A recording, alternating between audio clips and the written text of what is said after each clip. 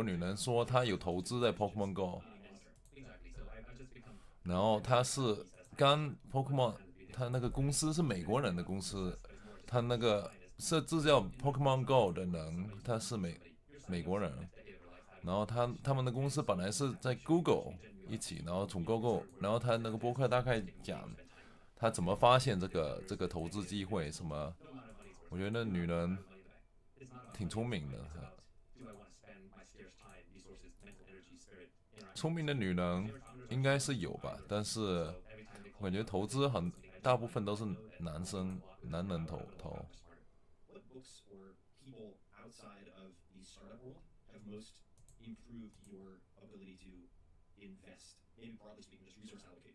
That's a really good question. It's a very deep question. It's going to have lots of answers. But at the end of the day, I think you have to work in your internal state until you are free of as many biases and conditions as you can be, and it will improve every aspect of your life, including investing.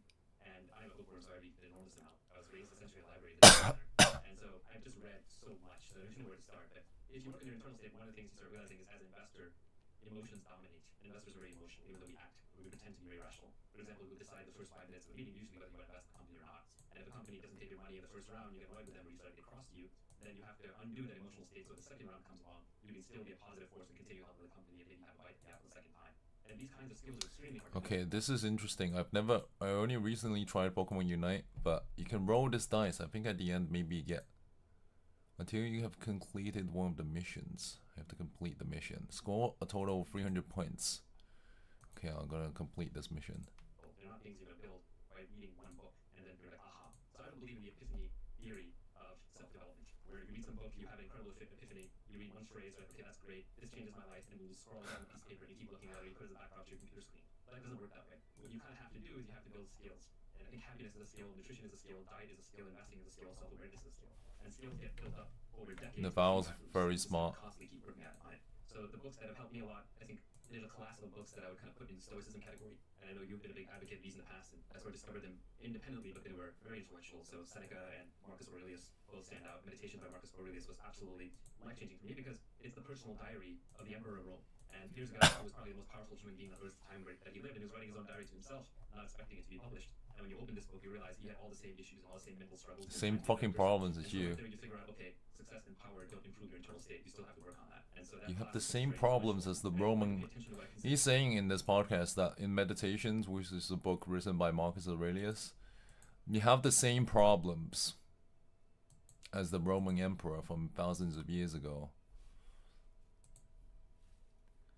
Because a lot of Buddhism is grounded in mysticism and Hinduism and sort of worship this guru or do this ritual. I don't pay any attention to that, but I pay a lot of attention to what I consider rational Buddhists, where they can make the case very intelligently with reasoning along the way as to how you should train. I have the same problems as the fucking Roman emperor. Krishnamurti, who's a lesser, well-known guy, but an Indian philosopher who lived turn of the last century, is extremely influential to me. He's an uncompromising, very direct person who basically tells you to your own mind at all times. And so I've been hugely influenced by him. Probably the best book of his that I like is the one called The Book of Life, which is sort of excerpts from his various speeches and books that are stitched together. Oddly enough, Bruce Lee wrote some great philosophy, and Striking Thoughts is a book that's a good summary of some of his philosophy. But I could go on and on and on. I mean, you have to read hundreds of these things, literally. Blogs. The blogs are actually an underappreciated resource. We're now in a day and age of Twitter and Facebook. We're getting sort of bite-sized, pithy wisdom that's really hard to absorb.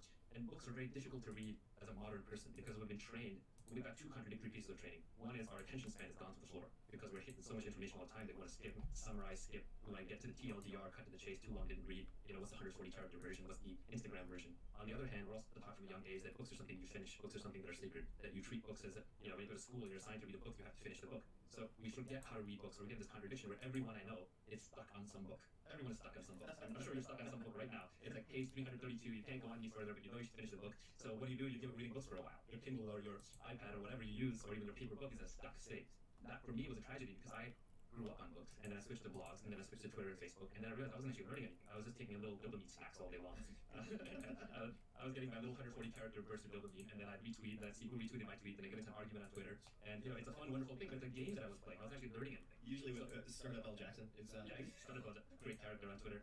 So I realized like I have to go back to reading books because when you're talking about solving old problems, the older the problem, the older the solution. So if you're trying to learn how to drive a car or fly a plane, absolutely you should read something written in the modern age because this problem was created in the modern age, the solution is created in the modern age. But if you're talking about an old problem, like how to generally keep your body healthy, how to stay calm and peaceful of mind, what kinds of value systems are good, how should you raise a family, these kinds of things, the older solutions are probably better. And they withstood the test of time. Any book that survived for 2,000 years has been filtered for a lot of people. Now, it may have some stuff in it that we now know to be true, but the general principles are more likely to be correct.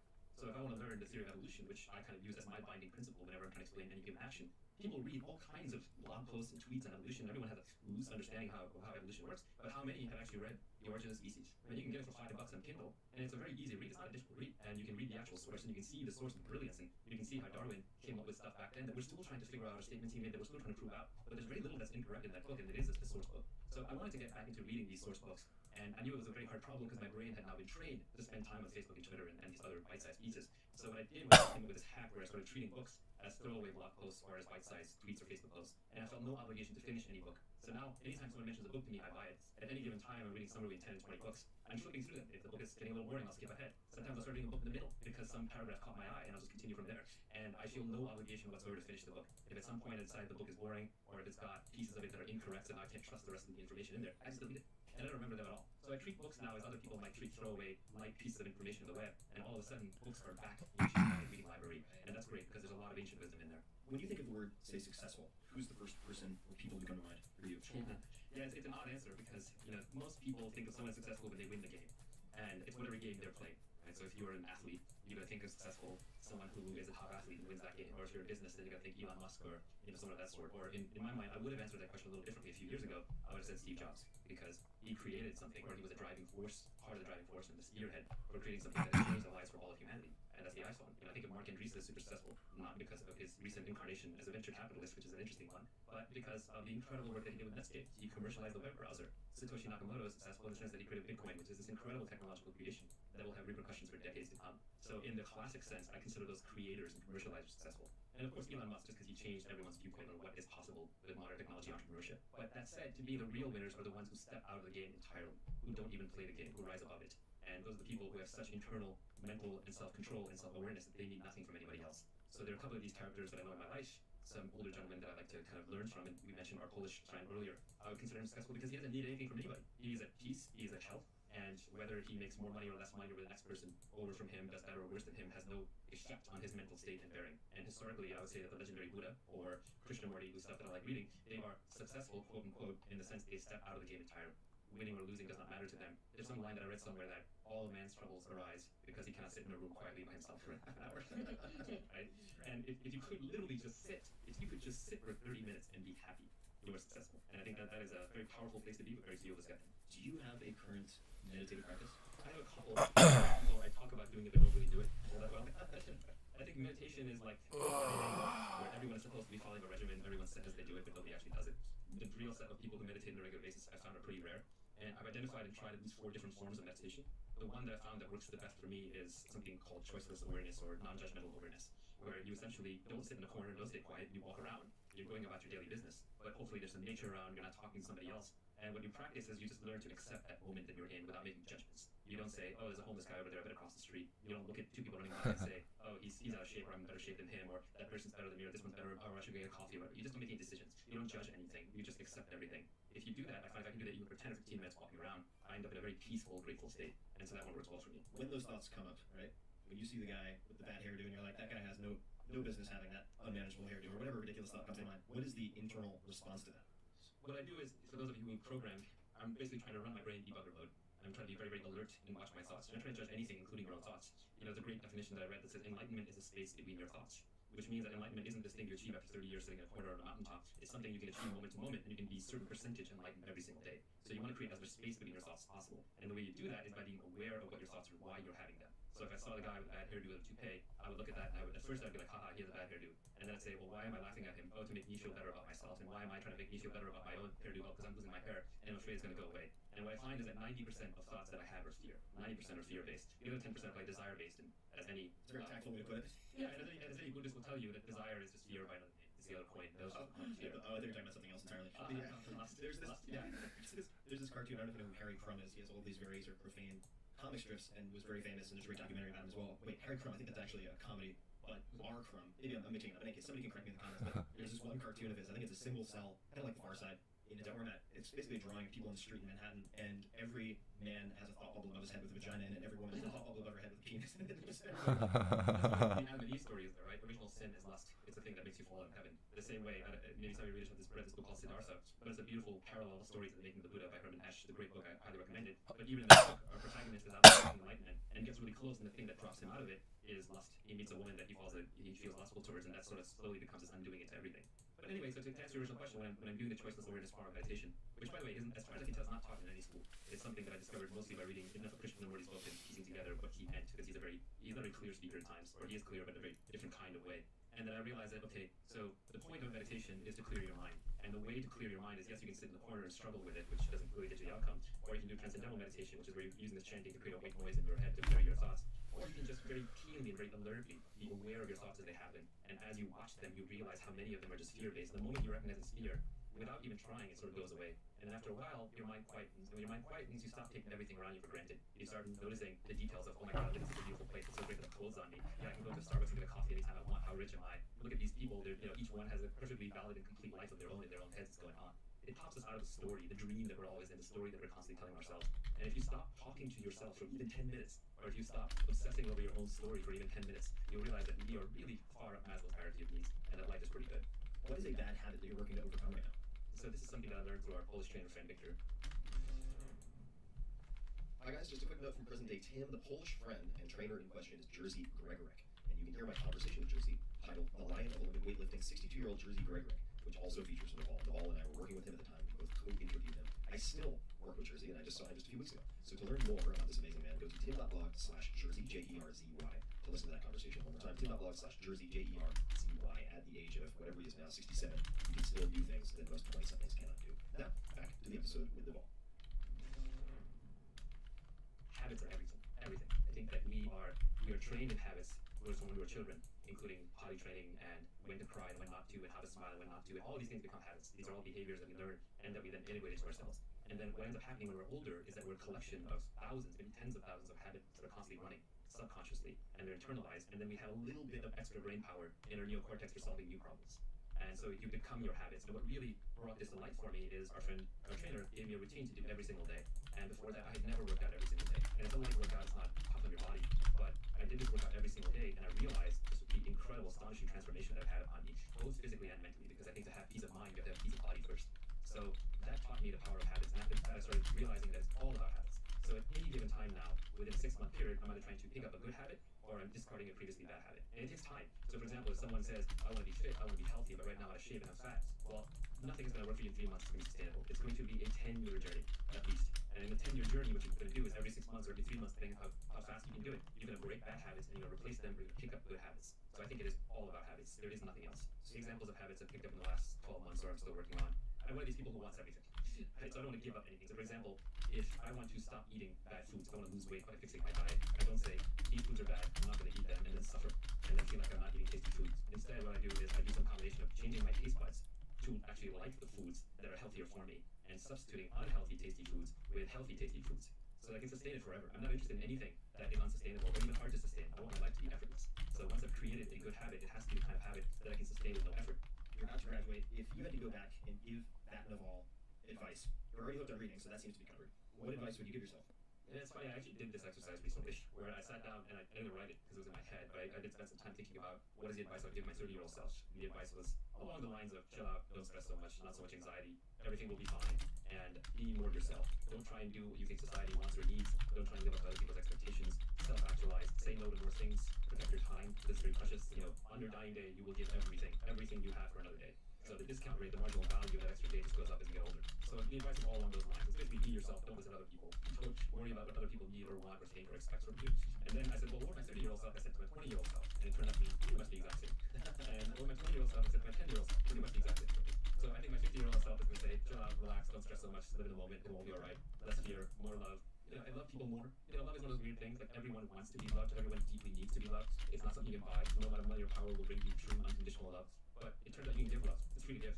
So you can't necessarily get it, but if you can get in the mindset of, well, I'm just going to give it, eventually, on a long enough time scale, you get what you deserve. The universe kind of sends it back your way. Yeah, well, not only that, it's like if you don't know how to make yourself happy, try to make someone else happy, and that is sort of a, as you said, kind of a recursive function. And I'm using vocab I shouldn't, but it's a virtuous cycle. Charlie Munger, who's Warren Buffett's partner at Berkshire Hathaway, and just a brilliant older gentleman, his speech is a collected Poor Charlie's Almanac in the words meeting. But he was asked at one of the Berkshire Hathaway annual meetings, someone basically asked him on the lines of like, how do I find a worthy mate? And he said, be worthy of a worthy mate.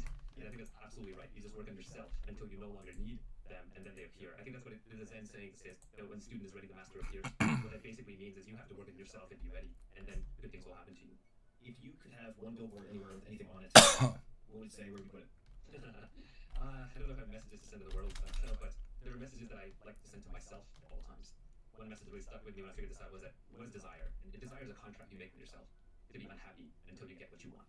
I don't think most of us realize that's what it is. I think we go about desiring things all day long and then wondering why we're unhappy. So I like to stay aware of that because then I can choose my desires very carefully. I try not to have more than one big desire in my life at any given time.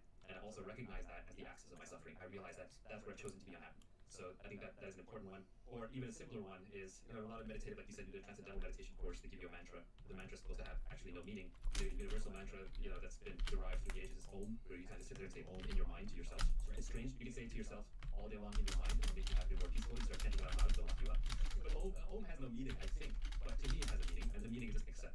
Just accept. In any situation in life, you only have 3 options. You always have 3 options. You can change it, you can accept it, or you can leave it. Those are your 3 options. What is not a good option is to sit around wishing you would change it but not changing it, wishing you would leave it but not leaving it, and not accepting it. So it's that struggle, that aversion, that is responsible for most of our misery. So probably the phrase that I use the most to myself in my head is just telling myself one word, accept. So anytime I look at myself and I'm judging something, I just say accept.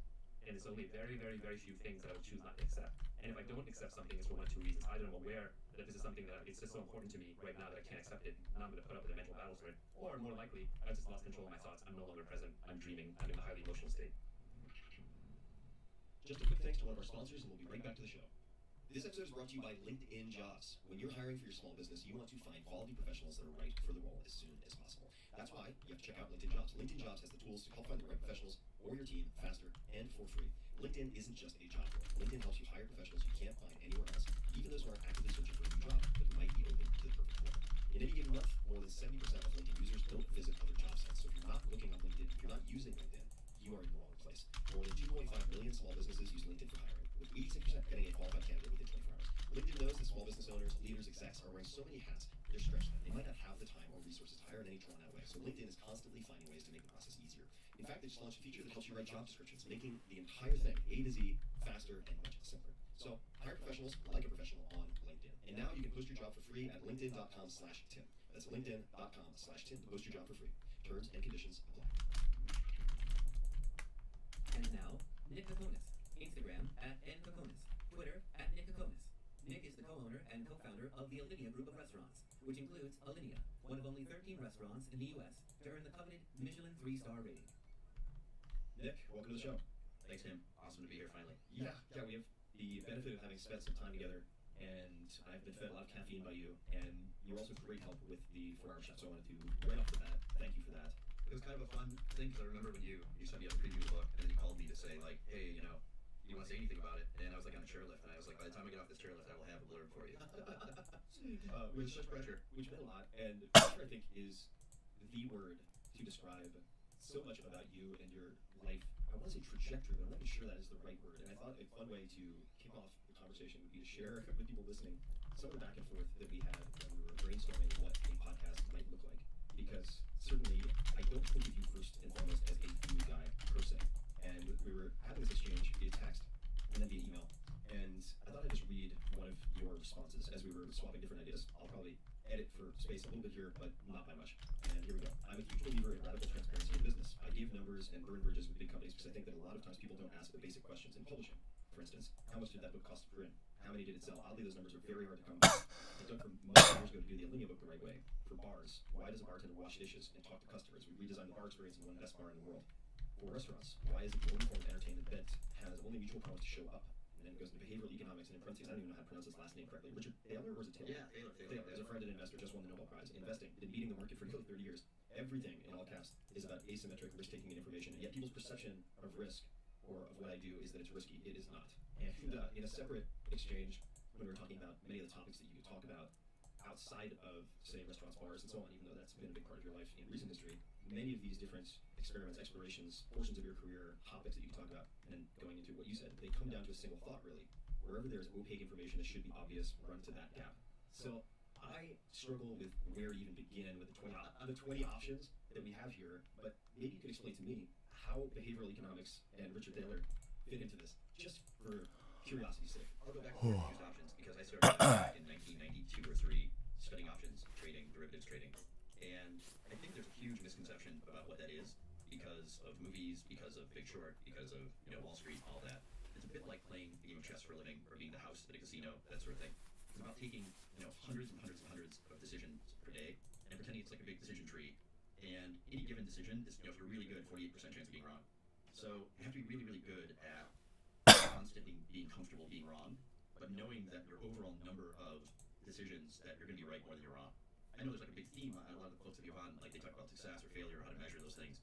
And I kind of don't look at it as success or failure with anything. I look at it as just like, is my pattern of decisions correct? And then getting back to your actual question with Professor Thaler and behavioral economics, and I mean, essentially what they're looking at is decision making. What drives people to make certain decisions? What's rational about those decisions? What is mostly irrational or emotional? Or what decisions do we make that people don't even realize they're making a decision, which is often the case as well. And then if you think about it, every single form of what we do, art, commerce, science, picking a mate, like all those things, comes down to a whole bunch of decisions that you make without often really thinking about the decision itself. Not that you can go around walking around going, wow, I've just made another decision.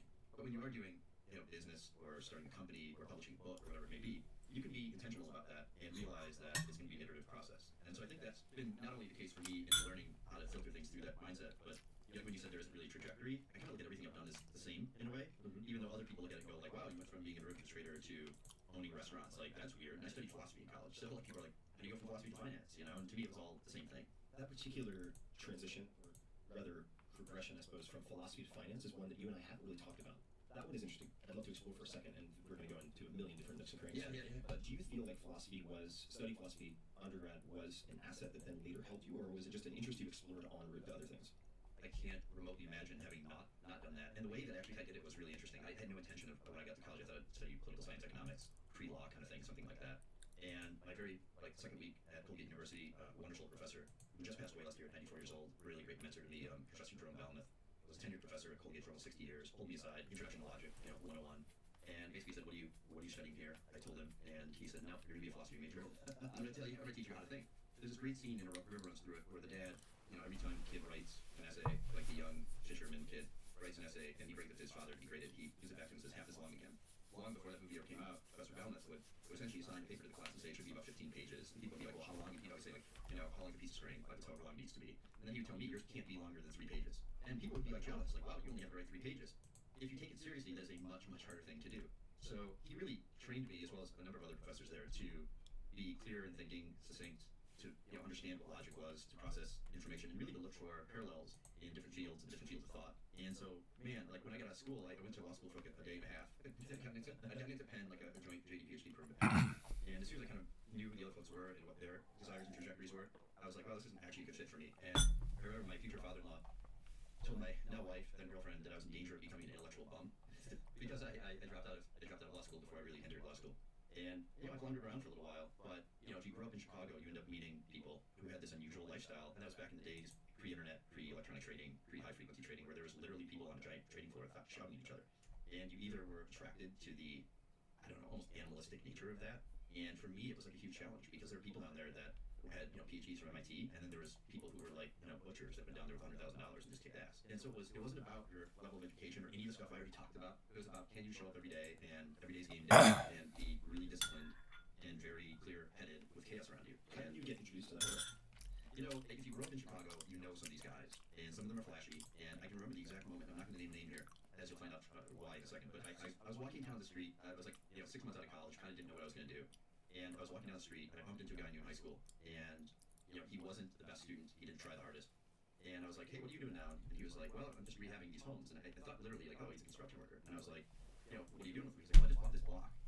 And I'm telling you this all over. This is a true story. This is so not like, a good reason to do something. But I looked at him and I was like, what are you talking about? He's like, yeah, I skipped college. And I started out as a runner on the Source American. Now I own like 25 condos and 3 townhomes and I trade. And I kind of went like, wow, I don't know what. I knew a little bit about it. I'd been down on the visiting. But I was kind of like, that's fascinating. Like, that is truly a fascinating thing. And, you know, I went down, visited the floor. I had to fake my resume in the wrong direction to get a job. True story. Like, people lie on their resume all the time. I'm probably the only person that got rid of my degree and my academic awards and all that, because you get a clerk job on the floor. The last thing they wanted was someone with a good degree, Phi Beta Kappa, you know, magna cum laude, all that stuff. So I faked my resume, got a 5-hour job just for a mentor. And I found a guy named Frank Serino, who was at Chicago Research and Rating, which also was founded by a philosophy major. It's actually very common. Why is that common? I wish I knew the answer. I don't know the answer. I do know that there's 3 or 4 of the largest trading firms in the world run by philosophy majors. And if you look back at my class, just with, you know, there's chief professors in there, but there are people who make movies. There's a guy who runs an ad agency, a large ad agency. It's a really interesting path. It's not just like studying physics. Like, I know some great physicists who are great in whatever they do. And I think it's a similar discipline of abstract thought. Like, I can't think of anything worse than studying business. It just seems like a terrible thing to study to me. Is that because it's like the surface of the waves of the ocean topically? It's just so non-transferable in a sense, and then as you go lower and lower to get to slow moving layers, that's just more multidisciplinary in terms of studying like, the basics of how things work or how people think. Yeah, I think it's almost like it's how to do something or how to manage something, but not why to do it. And so if you're taught in 1992, if I would have gotten an MBA, I would have been taught a certain kind of management that 6 years later the internet would have gotten blown up. Mm-hmm. And so for me, it's like I always ask the why question. You know, you were mentioning like book publishing or a bar. You know, I just looked at some things and it's like, why is that? Why does it work that way? And oftentimes the people most entrenched in a system have no idea why. They're like the 3rd or 4th generation of person within that system. And they have no idea why school bell rings in the morning, for example, or why bartender is washing the dishes. And often I don't know the real answer, but I come up with alternative ones, at least that suit my narrative, I guess. Undervalued skill, by the way, in some cases, right? You gotta be careful, but very, very, very, very interesting. I want to pause here, partially because I'm over caffeinated. I was inspired by my nostalgia related to your double espressos. But why did the professor pull you aside? What did that early undergrad professor in Logic 101 see in you, whether he explained it or not later, I don't know, that led him to take a special interest in you? I think I was prepared and earnest because I was mostly terrified. You know, he had a reputation of being kind of like he is a Socratic method teacher. He was pretty harsh. Colgate was very small classes, and there was a class of, you know, 80 people. He kind of wanted to whittle it down to a more manageable number. And his method to do that was just kick your ass. And I remember, I mean, he probably, as great as he was, I doubt he would survive starting out at a college campus now. I literally saw him light fire to someone's notebook once when he was asking people like examples of how to put out a fire. And this one guy was just stuttering because he was so impaired, so he just lit his notebook on fire. And he stamped it. And the kid threw it on the ground, stamped on it. He's like, "You can smother it." Sure. And he called everyone, he memorized every person's last name, and it was Mr. and Ms. And I remember the specific day. He was literally back to the, this is like right out of a movie, his back to the class, writing on a chalkboard some logic problems, symbolic logic. And the guy next to me had no shot at getting it. None, right? He said his name, and I wrote on the paper on my desk so he could see it, like what the answer was. And then without missing a beat or turning around, he was like, "Mr. Cronus, please do not help him. There's no way in hell he could possibly have done that without your help." And this is like 2 or 3 weeks in, right? And he spun around, and he saw that I didn't have my book. And he said, "Mr. Cronus, where's your book?" And I said, "It's in my dorm room, you know, professor." And he said, "Well, a lot of good it's doing you there." I said, "On the contrary, it must apparently be doing me a lot of good there." And he said, "I'll see you after class." So I thought I was getting kicked out. And there was like a line forming to create office hours or to like have to be transferred out or whatever. And when I got to the front, he said, "Follow me." And I followed his office. And I swear, I mean, running through the hall, doing the hall, and I thought I was going to get kicked out of class. And when I closed the door, I turned around, he has feet up on the desk, and he said, "Where are you from? What do you want to do here?" And that was it. He took me under his wing. I was very fortunate. You know, it's like I never knew this. The amazing part, I never knew a guy like me until 10 years after I graduated. And then I was treated like a member of his family at his funeral 30 years later. Right? So really fascinating person, really fascinating moments in my life where, I don't know, someone saw something in me, kind of like I'm going to make an investment in this person, and never asked for anything back, you know, ever. How did you not know that he liked you? Did he withhold in some way so that you wouldn't get a big head or something along those lines? Did you not want to get overly attached to you so you wouldn't No, make his no. I think I was 19 years old and I didn't know that people you like people to a higher standard probably. Right. And so consequently, he beat the shit out of me in a good way. You know what I mean? It's like if you have someone who's teaching you something and they invest their time in you and they think you have a chance of being good, they work you harder than the folks around you. So the people that I thought he liked, he would just be nice to because he didn't think they had a chance. Right. You know? Yeah, he didn't care if he was invested. Yeah, and so with me, I think it would be like, he would be talking to my English professor without me even knowing and being like, "That paper sucks, you can do a lot better than that, give him a C on that." I was like, what's going on? Like all of a sudden math class got hard. I didn't know, I had no idea. And it was an interesting, lucky, fortunate place to be at that time. So we're going to get back to the Merc, but before we do, philosophy, I'm endlessly fascinated by philosophy, but I'm also a nerd and kind of academic and pedantic, and I've spent a lot of time in school. For people who are listening to this who are, say, already in their careers, or maybe they're in their early 20s thinking of starting a company, but are entrepreneurially either involved or inclined, would you suggest, if they don't have any exposure to philosophy, that they read any particular books or resources or explore it in any way? Or would you say, actually, you know, that was an intermediate step to something else, you would probably be better off studying X, Y, and Z? Is it like a starter kit or something you would recommend to folks who don't have the philosophy exposure? I think part of it is if you read a book in isolation, it's not as rich of an experience as discussing those ideas within that context. That said, if you're the kind of person that loves to read and explore ideas, I mean, there's hardly a better place. It's a matter of finding what you enjoy. I happen to love The Problems of Philosophy, which Bertrand Russell wrote sort of about Wittgenstein's ideas, but before Wittgenstein published. And it's written in plain language. It's not hard to understand. Certainly Nietzsche is more like philosophy with some weird sugar coating of something on top of it. And man, like as a young male, reading Nietzsche for the first time, I was like, fuck yeah. Like, it's not passive. Like I think people think of philosophers as like Zen monks sitting there quietly contemplating the universe. I think what it is people grappling with all the same questions and curiosity that we all have if you pause to think about it. And so it's so big. It's not just Descartes. I think therefore I am. It's kind of every little bit of that. Back to read Lucretius. He had the atomic. Could you spell that? Remember his first one to admit that? Lucretius. Lucretius. Yeah. I mean. Lucritius. Yeah, I'm a terrible speller. So never ask me to spell it. We'll put it in the show notes. Yeah, right. But it's like you read that, or read this great book called The Swerve, which is about this mom ages ago that sort of found that book and then rewrote it and saved it for history. Like that reads like a murder mystery. Like you don't necessarily need to start philosophy, you can start with things around it. I continue to find sort of the world of ideas endlessly inspirational, and then by the way, steal them and use them in whatever you're doing. They're there for you. Lucretius, Lucretius, Titus Lucretius Carus, the Roman poet philosopher. We'll put that in the show notes. I like his second, Bertrand Russell. Also, I haven't read Bertrand Russell in so many ages, but it is very digestible. It is not dressed up in $10 words when 10-cent words would suffice. A lot of his writing is really powerful. I also just want to mention for folks that, and I just thought about this, ages and ages ago, I felt like I had certain gaps in my education after college, and I ended up, I don't know why this didn't occur to me earlier, but somebody mentioned that Stanford, UC Berkeley, these top-tier universities all had extended or adult education classes taught by professors and junior professors. I mean, this is the same team who's teaching and those are very readily accessible. Well, and even MIT open courseware. Like so many colleges now have taken that model and put great classes online. And I know that every now and then I'm surprised what I find on there and get sucked into like an all-nighter of taking some college class, that I know nothing about. It's so far over my head, but it kind of refuels you again to go like, oh, like there are huge gaps where I know nothing. And the older you get, the harder it is to start into something new, I find at least, because it feels like the mountain's too big, I would actually, not to pull a Nick, actually, sir, on the contrary, sir, my book is doing me a lot of good in my environment. That's right. I think one of your superpowers is that you ask the fundamental why questions about long-standing assumptions or conventional wisdom in different fields, and the more you have done that, the more obvious it is to you to do it as a starting point, in a way. Let's go back to the Merc. We can go in any direction, of course, but Yeah. you step into this Lord of the Flies / gladiatorial arena with butchers and PhDs and so on.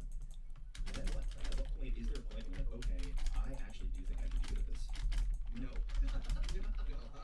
I for real, no. I was down there and I had made a fatal error of leaving school. And everyone told me it was a fatal error. And This is the high school. yeah, and I remember being down there and what I was doing was so brainless. It was literally take this piece of paper over to that guy, and then that guy would yell at you, and you would rip the paper out of your hand, and then you go get another one. It was literally that brain dead. And I was desperately looking to learn what was going on around me. And of course I bought books on finance and commodities and options and all that, and they were completely ridiculous and opaque and academic, and they looked like they had no relationship to what was going on there at all. I started taking classes that were run at the Merc on mock trading, just learning the hand signals and things like that, which were fine, but didn't really teach you how to trade. And I spent time interviewing with big companies like Goldman Sachs and Societe Generale and whatnot, because I did have the academic background where I would get the interview, I would be able to take the test, I would do well in their math and psychology tests, I would get offered a job as a trader, and then I would work a contract. And this is a key thing. People get out of college, they get offered a job, I think they will over a deep employment contract. And what it said in there was basically like they could do anything they want with me for 3 years.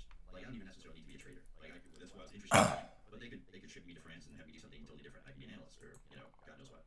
And so when I questioned that, they'd be like, man, you should be really happy. Like we had 300 applicants for this and we offered 8 positions. I'm like, just take it. And I was kind of like, Totally your style. I'd be remiss not to say that like my dad was an entrepreneur by necessity because his dad died when he was really young. He fought both at the end of World War II. He was drafted into the Navy at the end of World War II, was dismissed honorably after 16, 18 months because they were downsizing the Navy. And then he was barely young enough to be drafted into the Army for the Korean War. And when he got out, like, he had no useful skills, so he went to work at the grocery store that he started working at when he was 12 years old, saved up all of his money from the Army and the Navy and bought the store.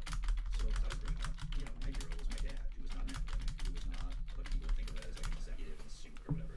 Did really well. Bought property, real estate. He owned a temporary labor office that supplied unskilled laborers to factories and conventions and whatnot. That was a really good business, and he had a lot of common sense smarts.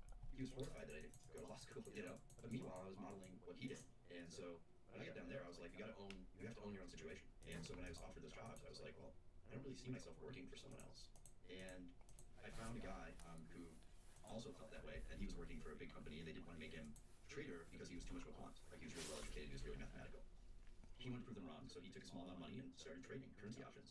And when I found him, I instantly knew that this was the right person because I talked to dozens of people, and no one was like him. And then he said he didn't want to hire me. Like, he didn't want to hire anyone.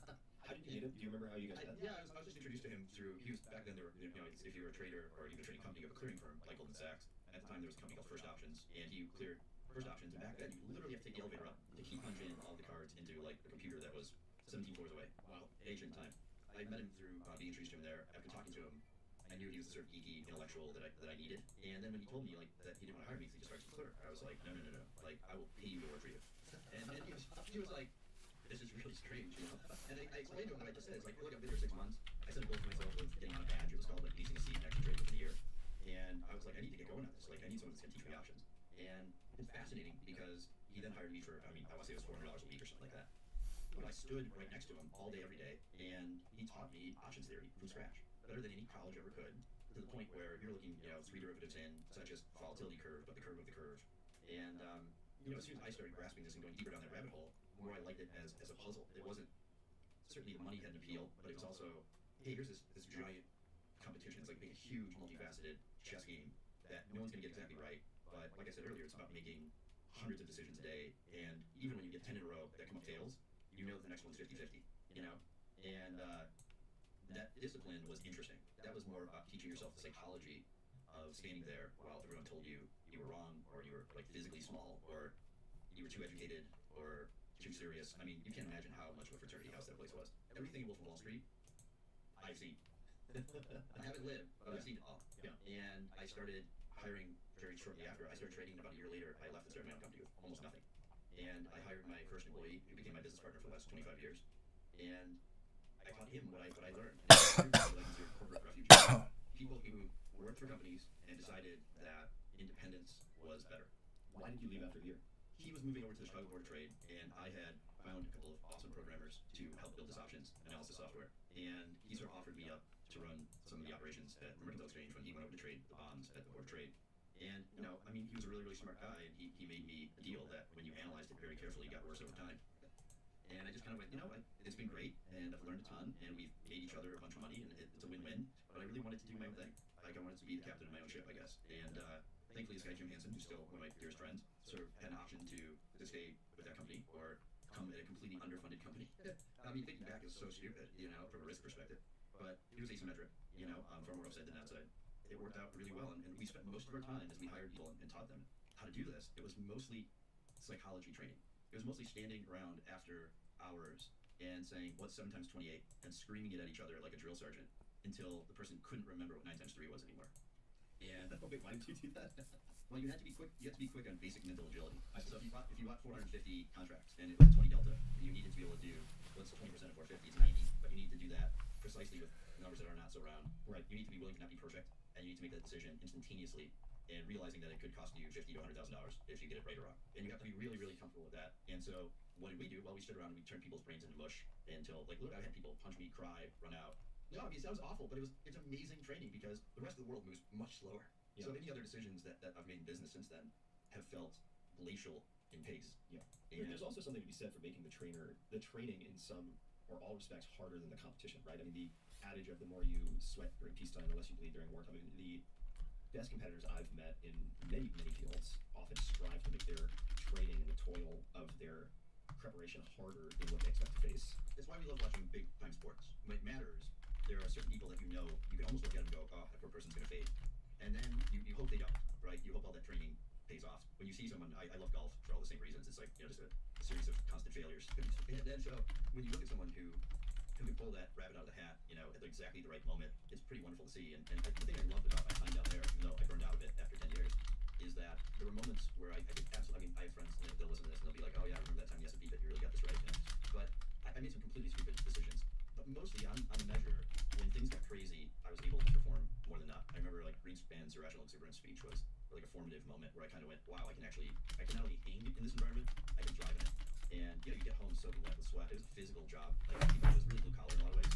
And it's like I got home that day and I was like, that was what I prepped my last 6 years for. It was really satisfying. It sounds like an awful.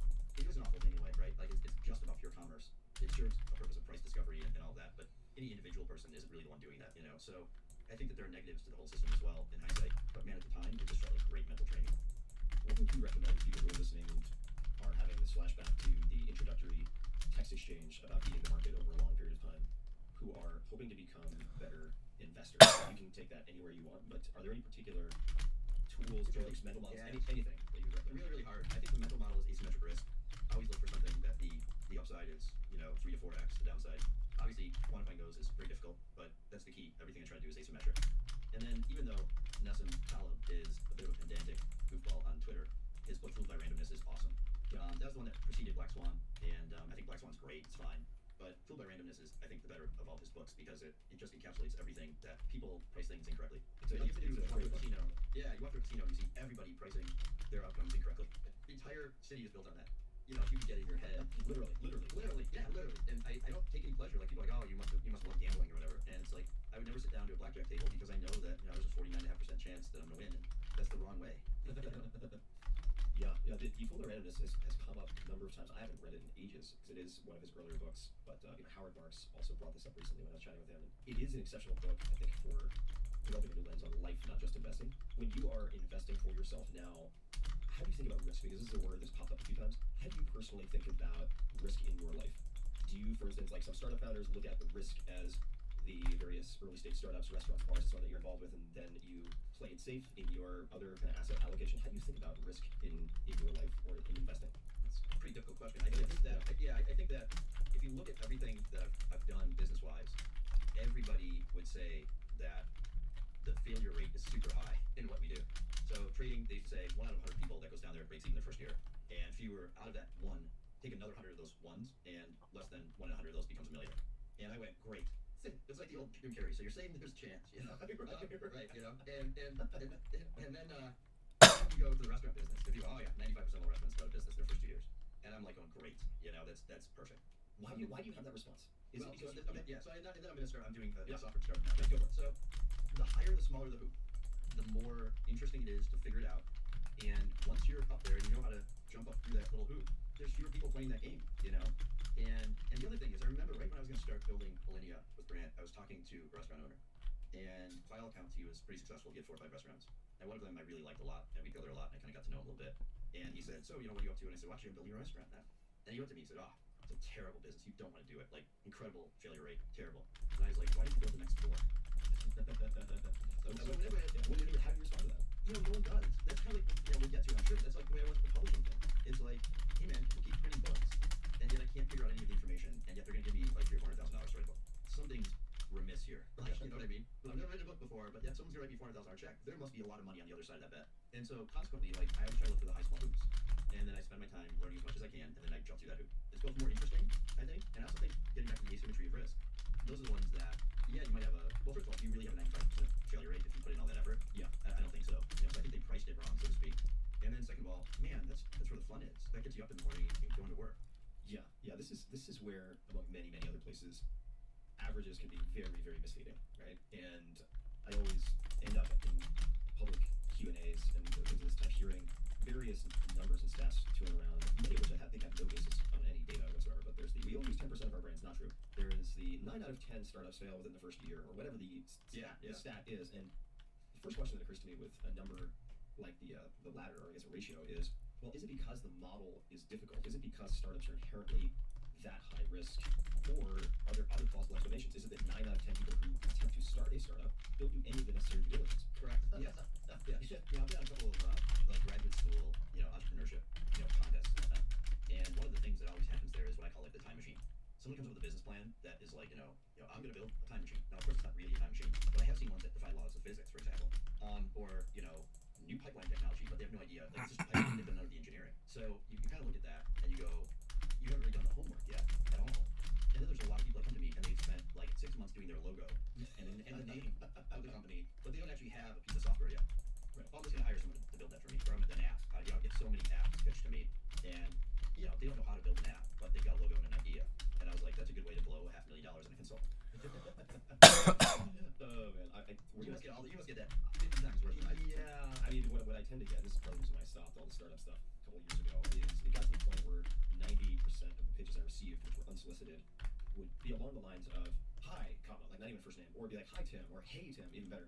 I'm the CEO or co-founder of X. We are raising this at this valuation. We are oversubscribed, but we can squeeze you in for 25K if you're really interested because we admire ABC. Here are the docs attached.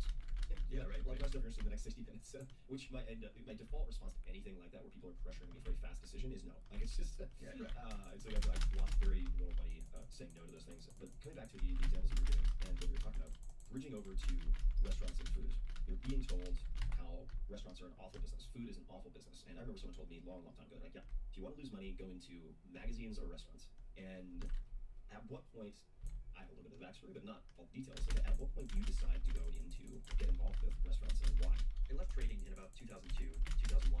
It was a tough year between 9/11, which was my father died in February of that year. I was burned out after going really hard for so long, and we built up a pretty good sized company too. And I worked with a firm in New York, and I kind of needed a break, but didn't know how to take one at the time.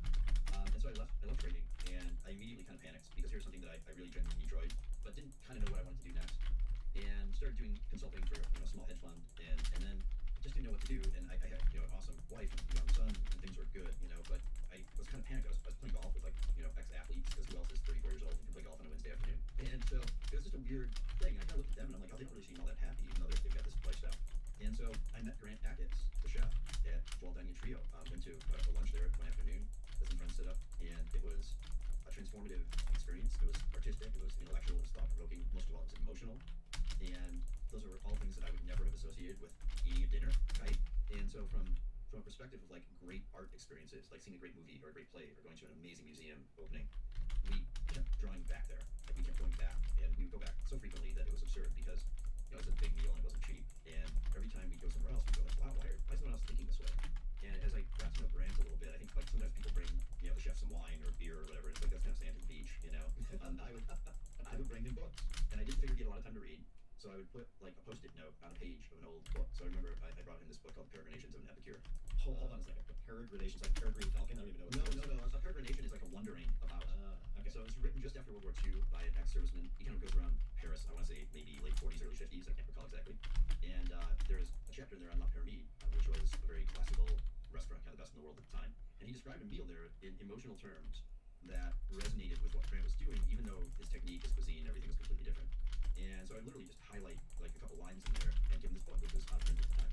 We kind of developed this email relationship back and forth where he would sort of try out some new food on us, and I would give direct, honest feedback, but not like, oh, it was delicious. It was more like you're going for a provocation there, but and we would go back and forth. And he wrote at the time on a forum called eGullet, and I went on there, and his spelling and grammar notwithstanding, I mean, it was like reading someone who's just really thinking hard about what they were doing. Everything we just talked about. Here was this young 28-year-old chef from Michigan who looked like Captain America, who would come out not he was like Hollywood in the sense of he was good looking and very driven, very clean cut, but he didn't look like the stereotype central casting of a chef, right? Chubby, gregarious guy. He was really quiet, introspective, shy. But then you read, and these, which are still up, you can still Google it, and you go he'd go on for 4 pages about bread service. Like, what's the point of bread? This is the guy that I could wrap my head around.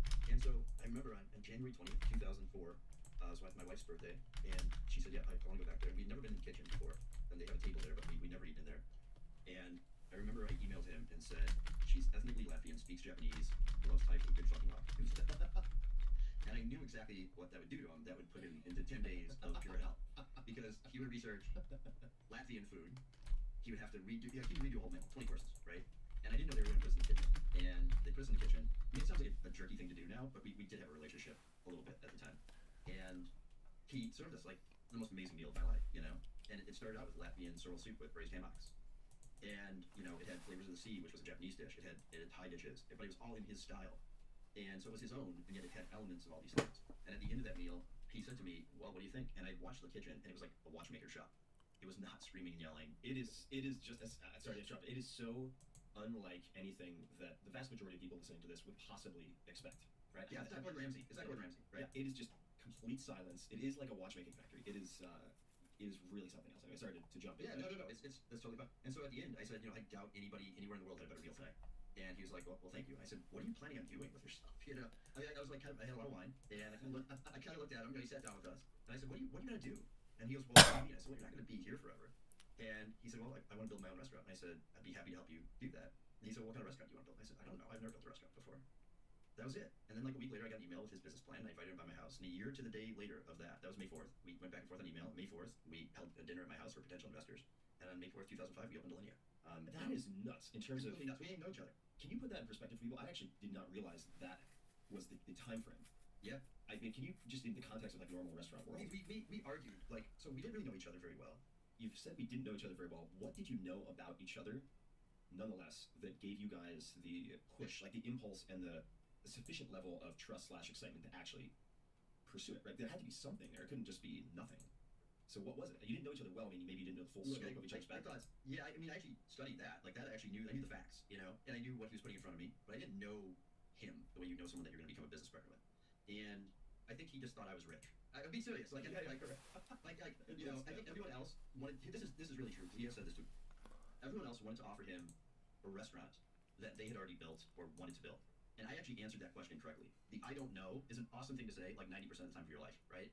And so when he said, what kind of restaurant do you want to build? I could have waxed on about some dream I had or just made some bullshit up at the time. But I just said, like, I have no idea. Like, that's a big question. We need to sort that out. And I think that was the right answer for him. I think that's all he needed to know was like, okay, the guy's got an open mind. He seems to have done well in business. He knows apparently how to build something. What was really funny is that the stuff that I was concerned about, which was like architecture, design, plumbing, you know, building, lease, all of that, he was like, the word oblivious is not too strong of a word.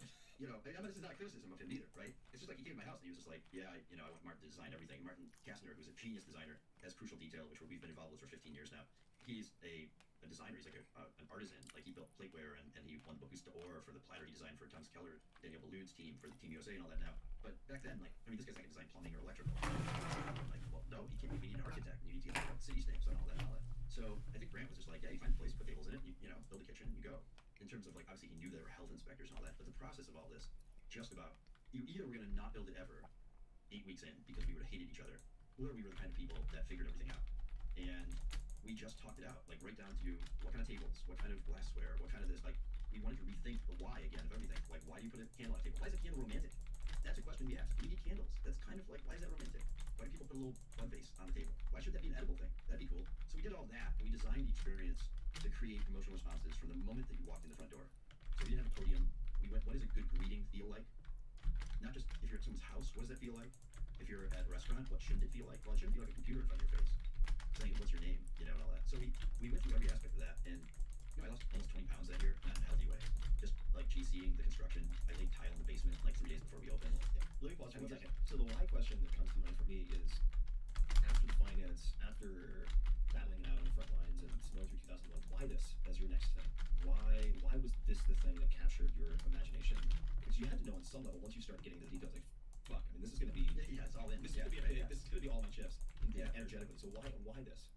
You know, there are occasional times when you wake up in the morning and that thought comes back to you that, hey, I'm really sucked into this, right? You know, and for about 3 or 4 months, without telling anybody, even, you know, Dick Mara, like, even not telling her, like, telling no one, I kept on like, I should build a restaurant with this guy. It would be the best restaurant in the world if it was done all the way. And I recognized my inner voice saying, that's a really dumb idea, you know, and you don't know what you're doing. I'd never worked a day in my life in a restaurant. And I also recognized, and this is also critical, I recognized that so many people built their living room after they made some money. So they went like, oh, well, I know how to host a good dinner party. And I don't get wine, so I'm gonna build me a restaurant. And then they sit there like it's their living room. And that's not good. Like, I didn't want to be that douchey guy that built a restaurant because my ego was needed to host a party. And so whenever I would kind of later on broach that subject, and people would say like, well, you know, I can almost hear their brain whispering, well, of course that's what he's gonna do. And so that was, again, not the best of motivations in the world perhaps, but the honest one. That was hugely motivating eventually. But when we first started, there was this nagging thing, like, I'd wake up in the morning and I would go, you know, I'm not really into what I'm doing right now. And I've just met somebody who's the best in the world at what they do. And no one knows it yet. That's probably happened to me. I'm really fortunate that that's probably happened to me 7 or 8 times in my life. And when it happens and I meet that person, whoever it may be, no matter what they're doing, I pause, I kind of acknowledge that directly, and then I just go like, can we grab a glass of wine or coffee or something? And that's something worth marking and going like, wow, this person's really invested in something. And Grant had every aspect of being that at 28 years old. And in hindsight, like, it looks smart, but I gotta tell you, it was years before it felt smart. So you mentioned just now that you've met these people 7 or 8 times who are the best in the world, or potentially the best Or in the among world. them, yeah. Among them. But the key point that jumps out for me is, and the world didn't know it yet. So my question for you is, that sort of brings to the forefront, in my mind at least, the question of what is Nick seeing or feeling that other people are not? So could you talk to that? I mean, is there a feeling or a particular type of observation, a particular type of detail that you notice in these people that allows you to scout the talent where other people might miss it or not pay enough attention to it? Yeah, I mean, I think you've written a couple of books about about that. It's definitely intangible. I think it's different in every case, but it's interesting because you can tell when someone is fully committed, I guess, to their craft or their art or their business or whatever it is that they're doing, their sport. And it's not because they talk about it all the time, though, of course, if you push a little, they're happy to do so. But it's more that, like, if you look around, like, the vast majority of people are not fully committed to whatever. And I think part of what you do is you try to steer people to find those things that they can commit to, or you can try to lower a barrier to show them, like, hey, the commitment's not as hard as you think in this particular area, right? Right. But these folks are, like, they're all in, they're 99%, and that's what they do, often to the detriment, frankly, of other aspects of their lives. And I guess you get better at noticing them. And I mean, now, like, that's like, boy, I live for that. Like, I love meeting people that, even if it's not something I'm interested in, that are all in. That's an interesting, really, I've never really thought about it that way. But, like, it's just very clear to me that Grant was all in. If he wasn't going to do it with me, he was still going to do it. Yeah. I was a helper. Over time, I certainly contributed, a great deal to it. Not just, he contributed a great deal to business, and then I also contributed to the art, but that took time. But I could tell that he was all in, and that was fun. I mean, it's fun to work with somebody who is basically like, okay, man, if you're not, like, get out of the way because I'm still going. And for anyone who has the opportunity, I don't even know if they would have the opportunity, but to observe Grant even for 60 seconds. Well, Chef's Table on Netflix is Yeah, great. Chef's Table. Yeah, Right, yeah. perfect. So everybody should have the experience of observing Grant working and focusing. I've met a lot of people who are good at focusing, who have abnormal focusing abilities, and spending the time that we did together in Chicago and the time that I had to observe Grant it is a next level of focus. It's really hard to encapsulate in words. So Chef's Table, fantastic. People should check it out and just watch the level of focus that permeates the appearance, the air, the atmosphere. It's really something else. To that point, focus. One of my favorite aspects of speaking with you and having conversations is the questions that you raise. Candle, not just should we have candles, like that's maybe a good question, but it's probably not the right first question. Like, why do restaurants use candles in the first place? Furthermore, why are candles considered romantic? Right? Kind of stepping back. Basic stuff. Yeah. What are other questions that you ask related to Alinea, or you can certainly bridge to other, I think it makes sense to chat about aviary as well. But what are some other questions that you guys asked that people might not think to ask? Yeah, I mean, Grant set the tone for that in our first meeting, not really knowing me. And when we started talking, we didn't even know where to start, right? And he said, well, I know one thing. I want to have wooden tables. Like, I want to have bare wood tables. And I said, why? He said, well, why do white fancy restaurants have white tablecloths? They literally call it a white tablecloth restaurant if it's fancy. Why? And I came up with dumb answers. Like, oh, it feels good, or it absorbs like a spill, or whatever it may be. And he said, no, it's because the table underneath is a piece of shit. He goes, and you know that. Like, as soon as you say it, everyone goes, oh yeah, I knew that. And in at weddings and stuff where you feel under the table, it's plywood. But like a really fancy restaurant, you feel under the table, guess what? Also plywood, just a little thicker. And he's like, when you rest your arms on the table, even if it doesn't come forefront in your mind, you kind of subconsciously know that they're kind of fooling you. And he's like, why can't we just have like black, beautiful tables? It'll show the food great, it'll show the plateware great. And then I kind of went like, well, yeah, but the health department doesn't let you put, in Chicago, doesn't let you put silverware right at the table. And if you put a glass there, the condensation will form a little ring, and then you have a wear issue. But you'll save $70,000 a year in laundering linens. And so we started going like, well, how do we solve the water problem? Well, you create a fridge that's just above the dew point, 44 degrees, in the winter, maybe a little warmer in the summer because it's higher humidity in Chicago, and you just get rid of ice. So you have these cascading decisions that become part of the art of the place, that some of them start from like a really practical thing, like, hey, we want to have a quality table. And then all of a sudden you need a little pillow that the silverware goes on, that Martin designed, because we don't have placemats. That's too cheap. So all of a sudden we had to design like a silverware holder. So it just became this cascade of like interesting little art projects that were there for good reasons and really created a unique atmosphere. And it was like one of those things, like, we never tested it until the day we opened. Like, you couldn't test those things. And the very first guy through the door is now a famous chef Sean Brock of Husk. Oh, And fantastic. Yeah. so he was not yet a chef then, 2005. And he was the first guy through the door. And he wrote this giant blog post that he got like with pictures and everything. You can go see it. And every single thing that we hoped would create an emotional trigger, an emotional reaction, it's almost all there. Like, I remember going home and seeing that the next day, going, wow, that should actually work. And and it's like right down through the front hallway that was, a reverse perspective, going from Sharp Cathedral and inverted, So all of my interests of architecture and art and science and all of Grant's, food and all that, like, all came together in like a year-long conversation on how to do something.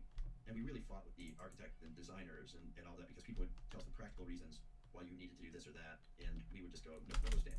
Like, we want to greet people in an open way. And so just little things like that. And then we've taken that on, through everything that we've done, where we took, 7 years, 6 years to build our next place because we didn't have that idea that kept us up at night again. And so, when we did, then we did it. And I think editing yourself and each other in an open way is really, really painful, but really, really important. And coming back to something you mentioned related to the living room, the Yeah. well-off Yes. who then create, say, an art project that is not Yeah. maybe beautiful, but is most often not a viable business. How did you apply those questions and rethink the business model to make any of this work financially? Yeah, well, I mean, you don't want to be a dilettante, right? My biggest fear is that it would work in an artistic way, but wouldn't work as a business. And so the answer is, at the beginning, I didn't do much. I handled all of our marketing PR. Like, I wrote everything, myself.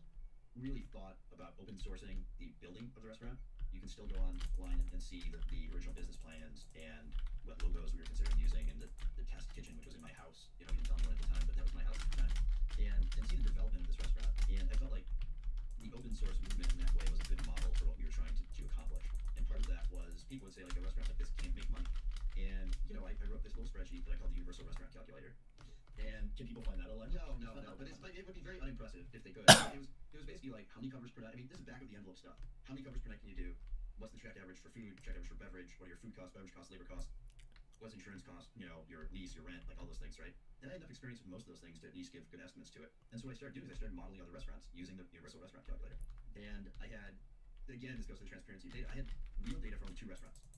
And from those 2, I would then make assumptions about restaurants like the French Laundry, where Grant used to work, one of the greatest restaurants in the history of America, certainly. And, I came up with a number that Grant, but there's no way their revenue's that high or they make that much money. It's impossible. And it was really funny because years later, I now work with Jeff Keller, and he's a friend all these years later. And I literally pulled that out one day with Grant, being there, and went like, how close am I on this back in 2005? And he's like, oh, you're within like 2 or 3%. And we're talking about back of the envelope stuff. And so, you ask, like, where can people start a business? Start on the back of an envelope. Like, one of my favorite exercises is to sit in a restaurant or a small business of some sort and just literally do the back of the envelope. That is the kind of calculation my dad called it the 2 shoebox method. Put me through college, right? Like, money coming in one shoebox, money going out the other. Whatever's left is profit. Start that basic. And we did that. And I didn't really think about we did well, but we didn't make a ton of money. Alinea cost $2.2 million to build. I put up a little over a quarter of that myself and found investors for the rest, all of whom I knew.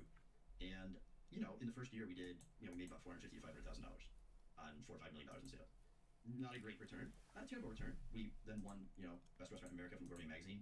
And I was horrified that we won that, frankly. I remember Grant called me and said, yep, I just got a call from Ruth Reichl. And, like, we had some stated goals of, like, how would we know if this is a success? And one of the things we wrote down was Ruth Reichl declares it the best restaurant in America.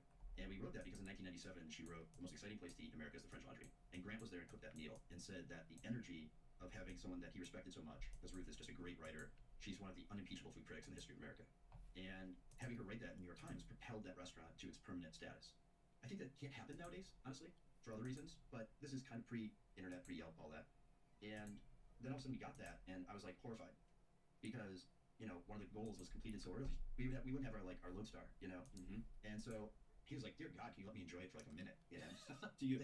Yeah, he was genuinely mad at me. I was like, that's terrible. Like, I was happy, but I was also like, oh no, now what do we do? He's like, we need to find another artificial construct here. Like, go after it.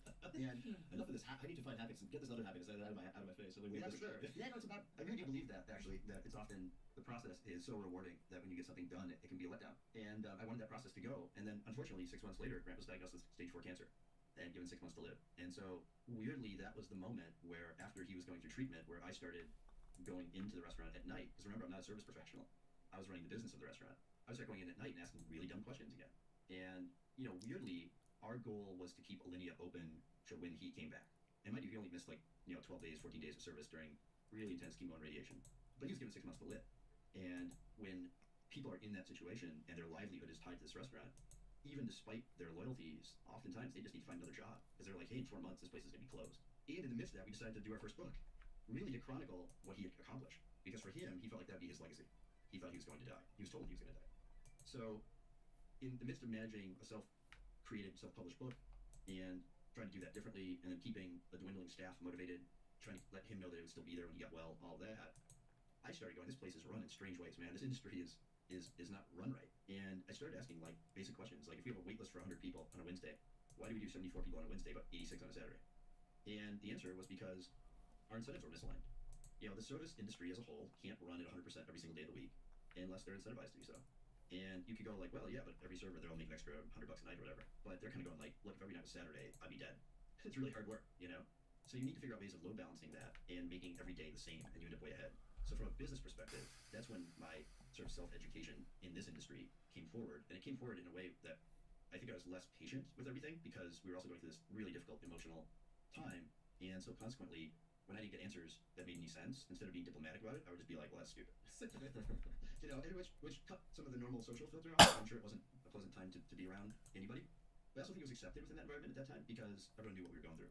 And so when we, you know, years later, when we finally like, we're kind of like, hey, we've got some ideas to build next in the aviary, that's when I kind of went like, well, we're gonna do things totally differently here. And anyone who's not on board, even though they work for us, like if you're not on board all the way in, like on getting rid of normal reservations, on not using telephones, on doing all these things, I'm not, you know, we don't have a place for you here.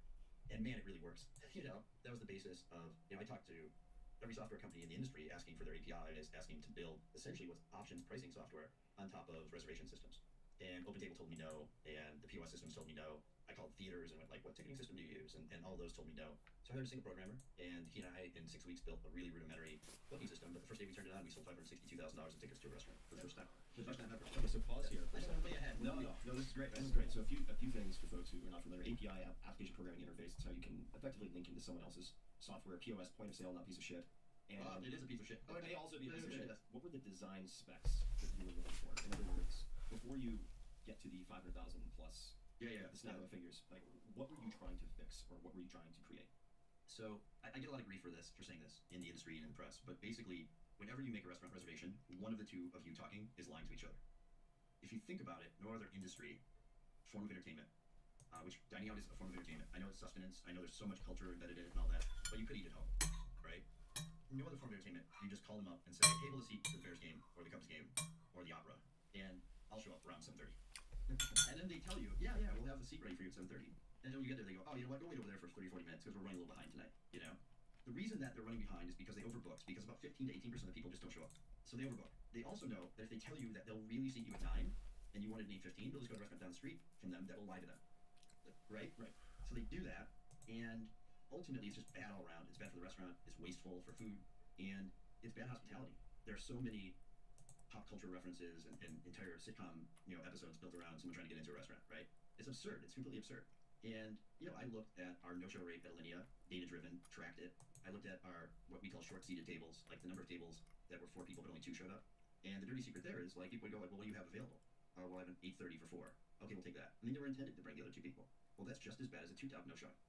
We only have 74 people in there, and so it's a yield management, or 74 seats. So it's a yield management problem. And so 5 to 8% of our revenue every night was being lost to that transaction. That was a non-transaction. And so I wanted to figure out ways to do 2 things. One, I wanted to figure out ways to make it transactional. Because again, you asked about Professor Thaler, one of the key tenets is there's a little bit of skin in the game, right? Mm-hmm. When people have small vested interest in something, in the outcome of something, or even if I gave you a pencil as a gift, and then 30 minutes later I want to take it back, you will get so mad even though you didn't care about the pencil. Right. Right? They're like, what was that? Yeah. Dude gave me a gift, now he's pulling it back. You know, it's like the expected value of a mug. If you ask them how much they would spend to buy the mug versus giving them the mug and saying how much will you accept to sell it, you know, the differential. Yeah, it's huge. So, you know, that came to me one day because my kids wanted to go see a movie at night that I did not want to go see. And I was really, really, like, I would have easily paid $50 to not go to this movie. Yeah. And then my wife basically says, hey, well, let's go to that movie. So I go on Fandango, I buy 4 tickets, $60, whatever it was. And at like 5:30 night, it's pouring rain, and everyone's napping. And they're like, yeah, I don't want to go. And I'm like, get your asses in the car, we're going to the movie, man. Now, I would have easily paid that $60 to not go to the movie, but once I had the sunk cost of paying for the movie, my psychology told me good. And I was like, we're going to this movie that I don't want to go to. And I literally, irrationally, made everyone go to the movie. Like, which weirdly cost, you know, I mean, from an emotional family standpoint, all bad, all the way around, right? So I thought about it, and I was like, wow, what if people put down a small deposit on times when demand exceeds supply? Like, right, so Saturday night, 8 o'clock, great, that's the best seats at the Opera House. Let's see if people prepay for that, or put down $20 for it. That's fully credited at the end of their meal. It's not a cover charge. I'm not trying to squeeze people on the actual cost of the meal. I'm just trying to go like, yeah, let's see if people make a commitment. And everybody told me, no one's gonna do that. Like, this is not the way it works. But if you look back historically, and this is the interesting part, again, it's about like digging in deep on something. If you look back historically, restaurant reservations started with the telephone. And at the time that we were starting to do this, the telephone was dying. And I didn't know that at the time. You know, that was 8 years ago. But I have a computer in my pocket, and if you ring me and I don't know your number, I don't want to talk to you. I don't answer it. I'd much rather receive like a little piece of text letting me know what's going on than a phone call. Similarly, like calling a restaurant is an antiquated thing to do at this point. But long before the telephone, people got room and board. And what room and board was literally, it was like you go to an inn and you get a room for the night, and then do you need food? Okay, well you get a board of food. That was literally it, and you prepay for it. And so there was hundreds of years of that long before there was a telephone. People called and said, "Yeah, I'd like to eat at your restaurant. Sure, we'll let you in." And so as the technology for the telephone is morphed into what we all have in our pockets now, I just wanted to update that whole transaction. And so I also wanted to acknowledge that Tuesday nights should be cheaper than a Saturday night. So it has to work in both ways. I always thought Uber could have fixed their search pricing issues by having discounted pricing when there was no demand. Like just move pricing in two directions. And if you move pricing in two directions, then like that whole argument goes away. Right. So we did that. We priced out different prices by day of the week and times a day. So 5 p.m. on Wednesday, Alinea is still cheaper than 8 p.m. on Saturday. By a lot, by $80 to $100 a person. Wow. And you know what happens? And this is how we have hundreds of restaurants using our software called Talk. What happens is people buy the most expensive seats first and the cheapest seats first, which is exactly what you'd expect actually, right? Because there's some people who are price conscious and go like, wow, this is a really expensive meal, but holy cow, I don't really care if I eat at 5 o'clock on Tuesday. Great, like I can save $400. And then there's some people who go like, I only eat at 8 p.m. on Saturday. Okay, it's fine, pay a little more. Or they're attracted to the fact that it is the most expensive. Sure, that happens too. And then there's a whole bunch of tools that over time we built on top of that to sell wine pairings or sell books. We sell 20 Alinea books a day on checkout with the booking process. That's a ton, because we're not going to exit through the gift shop at Alinea. It's a Michelin 3-star restaurant. so like we would subtly have like one book like near the restrooms that people could peruse, but it didn't say like buy the book or anything like that. So typically we'd sell like 1 or 2 per night. Now on checkout, when you book Alinea, it says, hey, would you like to buy an Alinea book, personalized? And 20 people a night get it. That is $400,000 in revenue each year. Yeah, that's exactly Crazy, right? It's amazing to me that no one did that beforehand, because ultimately people can't buy what they don't see, and people don't want to be upsold inside of a restaurant. There's nothing worse in my mind than some places the today's special is today's special and it's real and you kind of know that, but sometimes it's just the old fish. right. Sunday night. We all know these things, and like I think no restaurant wants to like raise their hand and go, yep, that's all true. Like we were lying to our customers, and you're not going to receive 15.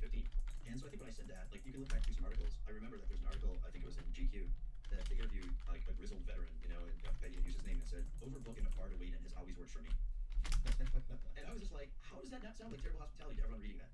Yeah, for sure. Yeah, there's so many systems that have similar overbooking, load balancing issues, right? You look at airlines, you look at hospitality. My dentist. Yeah. I have a great dentist. They only do it via phone call or email, and so I have to play a guessing game. It's like going into a clothing store and going like, yeah, I'm looking for a blue V-neck cashmere sweater. Like, yeah, don't have one. Guess again. It's like put this shit on display, man. Like, just tell me what day you include my teeth. Show me, and I'll just go online and hit the button. When you then debuted the ticketing option, if I'm labeling it properly, how did you find the pump for that? Was there anything? Did you need to prime the pump to have this? What seems like certainly a windfall. Well, we did a video where next restaurant was about a restaurant that's all we can do essentially. Like, what's one of the big problems of the restaurant industry? Well, when you open a new restaurant, doesn't matter what it is, people are gonna show up for like 5 or 6 months, and then after that, you gotta struggle to like get regulars and find new audiences and all that. But people like the new quote unquote. But the other problem is that our own staff and chefs were the kind of people who I said to Grant one time, he cooked this amazing French dish for me at Alinea right in the middle of the sickness because I'd driven down from Michigan. I've never eaten before or after in the Alinea kitchen, but he whipped up this little French dish for me, duck. And I was like, man, we'll cook in a French restaurant someday. And he went like, we'll get bored after 6 months. And then I was at one of our chefs' homes on a day off Tuesday, and he loves Thai food, and he made this amazing Thai meal, amazing. And I was like, wow, I had no idea these guys are so versatile, And then it made sense. Hey, these are passionate, amazingly talented people. And it kind of dawned on me, like, let's change the restaurant every 12 months. Let's do. And then we dwelled on that for like a year, thinking like it was kind of impossible to do. And then I said, well, like let's start with France. And he's like, well, what's that mean? Like, there's Southern France, there's Loire Valley, there's France that's New Belle cuisine, and there's France from like 100 years ago, totally different. And I was like, yeah, Paris 1906. I don't need to explain to you what that is. You want to eat that. If I said, like, if someone said, hey, new restaurant opening, what's the menu? It's Paris 1906. I'd go like, cool. Like, I want to do a little time travel and see what that was like. And so as soon as we had like a city and a time, we instantly knew that was the idea that kept us up at night. Where we went like, wow, look at all these different places we can travel. And what does that restaurant look like? And how do you create a kitchen versatile enough to make all these different cuisines? And how do you make it not feel like Disneyland, where one time you have a theme of Paris, and the next time you have a theme of Japan? So you have to go for like an austere minimalism, Is there any other reason why you chose the year 1906? I'm doing some research. I may get the exact date wrong because this is 8 years ago I did the research, but I believe the Seine flooded in 1908, somewhere around there. And so Escoffier, like the father of French cuisine, was at the Ritz then. And that was kind of like the height of that era of cuisine. And then after the Seine flooded, that's where you got sort of your brasseries and bistros, because they had to kind of go to a more casual. It opened up for more people. It took the price point down. It made it more approachable, and it wiped out dozens of these fancy restaurants. And so like rent got cheap, and all of a sudden like, hey, like we're gonna get this new style of restaurant. That's roughly, as I recall it. Somebody's gonna listen to this and tell me I'm all wrong, but that's where we landed because we could do this Escoffier menu. And boy, we argued about that too. Like, they didn't have blenders then, so like electric blenders. So I mean, we did like So you wanted to mimic the production. well, I did. Grant did not. I remember we invited the press to a practice dinner. Grant's like, hey pal, you don't have to make food. Well, not only that, not only he was like, should we make it intentionally worse than we can? Yeah, Because the recipes were really vague. They didn't have salt. Yeah. So in the middle of this press dinner where we had like the New York Times, we had all sorts of people there, which I'll never do again. Right? That was just a genuine error. Like, and we were still arguing out conceptually what this thing would be. And then we started dinner, and we were like openly like he'd come out of the kitchen, and we would openly argue about it. You know. And This is at the press dinner. yeah. I remember he brought the soup out, and it was like, I was like, oh, they must have used the actual blenders, right? Like modern blenders, because it was like the mouthfeel is like perfect. And so I was like, oh, you used the blenders, you know? He's like, the recipe didn't call for salt either, did it? But should I have not used that and had it taste like shit? And then I was like, well, maybe you don't know. They didn't have refrigeration then either, and they packed the vegetables in salt as a desiccant. And so they were only salted by the time they get prepared. And that was it. Like, people were just like, these guys don't like each other. but that's our method. Like, that's what we did, you know? And I mean, Tuesday we opened, we had those arguments. And then, you know, in terms of the software, like, man, like, I didn't sleep for a week. We set it up on Rackspace. It didn't work right. I'd never done anything like that before. It was like, no one would help. I think, like, nobody would help. No one When would you say nobody would help, you mean competitors, potential, I don't potential know, allies, potential, like, These are people, people. I got it. Why would they help? in the case of OpenTable, they had a monopoly. Right. So why? That makes sense to me. That makes Yeah. In terms of everyone else, I think they just didn't get it. But even people within my own company thought this was a fool's errand. Grant, for sure, like he will fully admit this now, thought it was a terrible idea. Why did he think it was a terrible idea? Because it's not hospitable. It's not hospitality. It's not. It's low touch, not high touch. Correct. And usually the case where all of a sudden the price is different every day. Like, are people going to get that? And I just look at other industries and I'm like, no one has a problem with when they go to a baseball game. They're not sitting on the above the dugout. And then like the guy who's in the third deck back row looks down and go, oh, that guy, like he totally stole that ticket from me. They're like two different price points, you know? Yeah. And I just feel like people inherently get that without having to explain it to them. If I may, how far in advance of the opening were you hoping to launch the software, and when did you end up launching the software? I launched it about 7 hours before the first dinner. Holy shit! I hoped to have done it 4 to 5 weeks ahead of that. It was literally a one-man operation plus me, like one programmer and me. When we launched it, Rackspace, this is 2010. I'm not saying anything about what Rackspace is. I probably said it up front. 2010, it did not, like, it's supposed to auto-load correct and self-propagate, and it neither happened. I was expecting, we had 17,000 people on our email list that signed up on the website to, like, be notified when the bookings went on sale, and I was expecting maybe, 700 show up, like, should be fine, and something like 8 or 9,000 showed up, and everyone just kept hitting the refresh key, and it was another failure of stupidity, and this is not the way our software is built now because we have professionals here.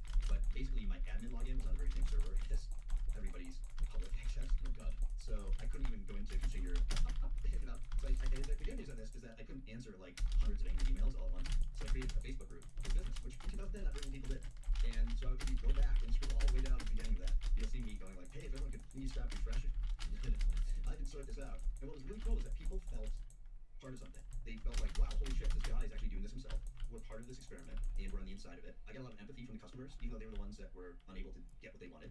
And then when it finally started working, I mean, I literally not showered in 5 days. I had pizza boxes like I looked like a bad movie startup thing. I had a beard. I was, just strung out manic. And I remember I called Grant, and it was opening day. He said, how many should I prep for? And I said, prep for 4, like, because if not, we'll turn on the phones. What I didn't tell him was I didn't order the phones because I didn't want to have a fail-safe. Yeah. Burn the ships. Yeah. I just wanted to make sure I forced myself to work. So we had a phone line. And when it started working, I would double click, one of the functions was I could double click on a table, and if it was yellow, it was held, the public couldn't see it. I could make it available to, like, looking at it would turn green, and then when it was sold, it would turn red. But the first time I did that, it left more inventory out, and clearly things were working. It turned red so fast I thought it was broken. And so then I went into the credit card processing and saw, oh my gosh, someone bought that fast. And I called Grant and I said, dude, you gotta come to my house. And he was like, we're opening a restaurant in like 6 hours. What's going on? I said, as the guy who helped save your life, get the fucking taxi and come over here because I need to show you something. And he looked at me and kind of went like, what is wrong with you, right? and I took him upstairs to my office and I said, I explained what I just to him, I just explained to you. And I said, click on one of those, make it available. And he said, which one? I go, any one in the next month. And he clicked like 3 weeks out at 9:30 and it instantly turned red. And in another window, I had the credit card thing up and I go, look, Mr. Jones bought that. And he went, really? And I'm like, yep, there are 4,000 people waiting for you to do that right now. And that was the moment at which I was basically like, this is the best thing I've ever built. because it was functionally different than any way that anybody was doing this. It wasn't novel. It was just applied in a novel way. And so, what was interesting is that of course the software itself sucked, but as a proof of concept, it was awesome. Yeah, quick question on that, if you're comfortable answering. How much money had you put into developing the software at that point? Yeah, roughly. I'm gonna say $115,000. Yeah. Okay. So in your mind, were you completely confident it would work, or and it doesn't have to be A or B, there could be C, D, E, F, or were you like, you know what, for 115K or whatever it might be, even if you budgeted for less and it overran, even if there's a 20% chance that this works, it is worth risking the hours of time because it will so completely transform what we're doing, and if it fucking fails, who cares? Correct. Yeah. The latter one. Yeah. Again, it's about the asymmetric risk, right? It was also about this thing that as I dug into how Alinea ran, there's like things that you can fix and control, and there's things you can't, right? And this was the one that, I would answer phones at Alinea, and it was like being a therapist. People would go like, I would like to, make a reservation on my anniversary, 7 weeks from now on a Thursday, and you're like, I'm really sorry, sir, it's totally full. And 100% of the time they thought you were lying to them. And so consequently, like, I realized that we were saying no to people more than we were saying yes. And that even when we said no in a nice way and took 10 minutes to do so, people thought that we were lying or that they weren't important to us or any of those things. And so I felt that transparency was actually more important than the actual money and the actual yield management. I felt like allowing people to see the entirety of the inventory was the most important thing. And same thing with the trading markets. They've moved to more and more transparency, more and more speed. This is true across every industry. And I just felt like, wow, this industry I found myself in was so backwards. And so I just wanted to make the whole thing more transparent. And so even if it didn't go beyond my own restaurants, I was totally fine with that. In fact, I didn't do anything with it for 4 years. And I didn't really intend on making it, like a software product. I intended on fixing my own problems. And I think often that's where good ideas come from. Super often, the scratching of your own itch. At least you have a market of one. Yeah, it's guaranteed market of one. And I also want to point out, we were talking about asymmetric risk earlier. You're like, well, I want to stand to make 3 to 4x what I stand to lose. And if you run the math, and I'm sure I'm missing a lot of selfies here, but when you said we booked 500x $1,000 and it costs 115, like we're getting very much within the ballpark of that. Yeah, but I didn't even since then it's like we've taken our margins at our restaurants from 10 to 12% to at times in good months 20 to 25% in an industry that over the last 5 years, if you read, I give a talk called Tuesday is Not Saturday and Some Things You Already Know Are Doing Nothing About. It's a talk that I give to the restaurant industry, and one of the things that I point out in there is that there's so many obvious things that you could be doing to improve your hospitality, to improve your booking process, to get rid of food waste. But people tend to just kind of move along because it's a really chaotic environment. It's hard to make change in it because every day is game day. Like you wake up every day and 100 people are gonna come through the door, and if your fishmonger doesn't show up, well, you need to figure out what to do with that, And so it's not really about the return on that one investment at that one moment. It's more like 1,000 small improvements over time. And if I look back at that system that I built then compared to what we have now, it's a minuscule part of what it turned into.